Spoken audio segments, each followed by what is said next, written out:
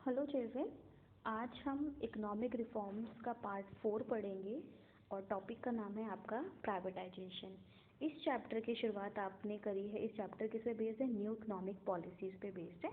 तो इस new economic policies में आपने 3 कंपोनेंट्स पढ़े थे। पहला लिबरलाइजेशन, पी आप पढ़ोगे privatisation and third one is globalisation. Liberalisation हम प्रीवियस वीडियो में कवर कर चुके हैं, तो इस वीडियो में हम पढ़ेंगे आज प्राइवेटाइजेशन। तो हम टॉपिक स्टार्ट करते हैं। पहला प्राइवेटाइजेशन।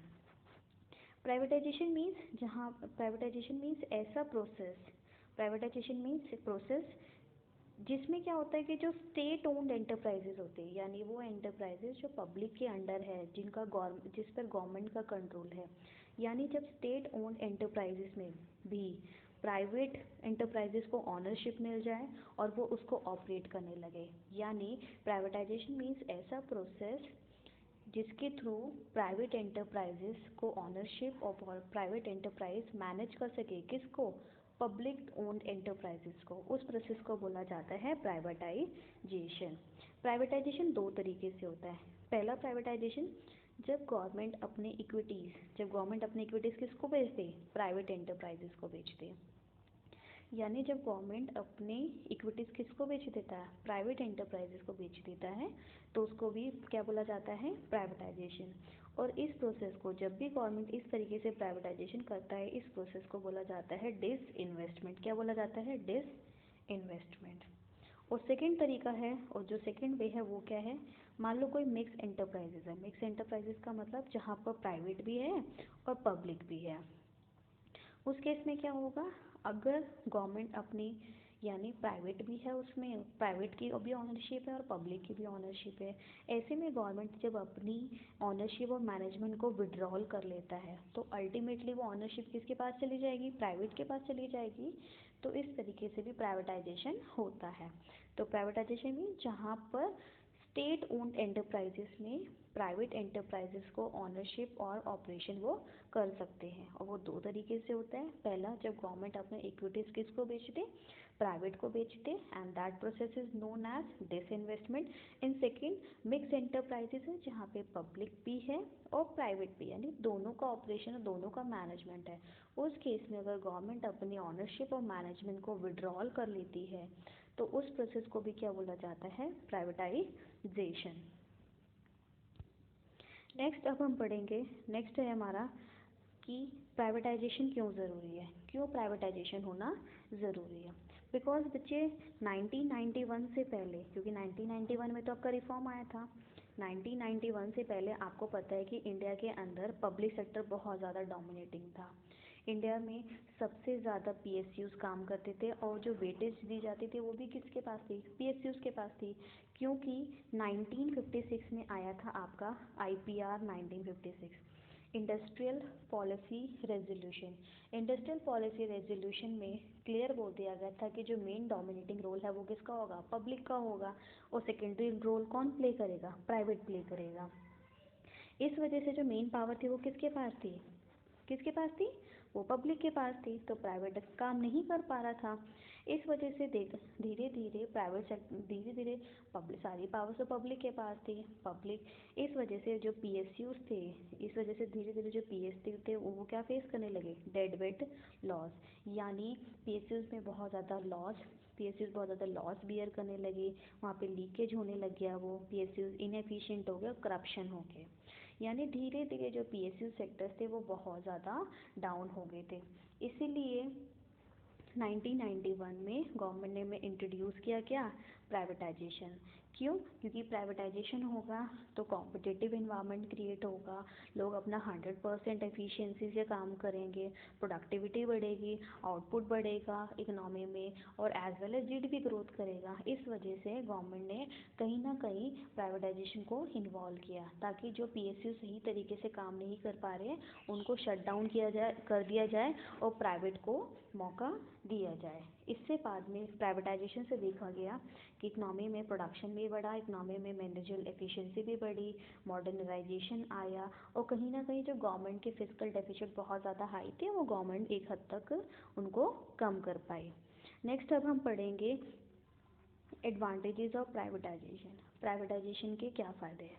तो प्राइवेटाइजेशन का पहला फ़ायदा क्या है कि प्राइवेटाइजेशन फोकस करता है किस पे, सेल्फ इंटरेस्ट पे। सेल्फ इंटरेस्ट पे फोकस करने का मतलब क्या है कि प्राइवेटाइजेशन में क्या होता है कि लोग अपने सेल्फ इंटरेस्ट पे फोकस करते हैं, अपने लिए काम करते हैं। वहाँ पर लोग अपना 100% कमिटमेंट करेंगे, 100% डिवोट होकर क्या करते हैं, काम करते हैं, जिससे उनकी एफिशिएंसी बढ़ती है, उनकी प्रोडक्टिविटी क्या होती है, बहुत हाई होती है।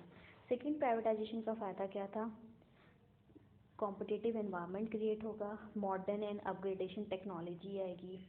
थर्ड, प्राइवेटाइजेशन से क्या होगा, प्रोडक्ट डाइवर्सिफिकेशन मिलेगा। क्यों? क्योंकि जब भी कंपटीशन बढ़ता है तो हर कोई इस तरीके से वाइड, हर कोई कंपटीशन में होता है तो हर कोई क्या चाहता है कि वो सबसे बेस्ट प्रोडक्ट प्रोड्यूस करे, जिसको ज़्यादा से ज़्यादा कंज्यूमर खरीदे। तो उनके बीच में आपस में कंपटीशन होने की वजह से कंज्यूमर को प्रोडक्ट डाइवर्सिफिकेशन मिलता है, कंज्यूमर के पास वाइडर चॉइस होती है, कंज्यूमर जो उसकी बेस्ट प्रेफरेंस उसको आसानी से चूज़ कर सकता है। एंड फोर्थ हो गया कंज्यूमर सॉवरेनिटी, यानी प्राइवेटाइजेशन के लिए सबसे इम्पॉर्टेंट क्या होता है, कंज्यूमर सॉवरेन होता है, यानी सबसे इम्पॉर्टेंट क्या होता है, कंज्यूमर होता है।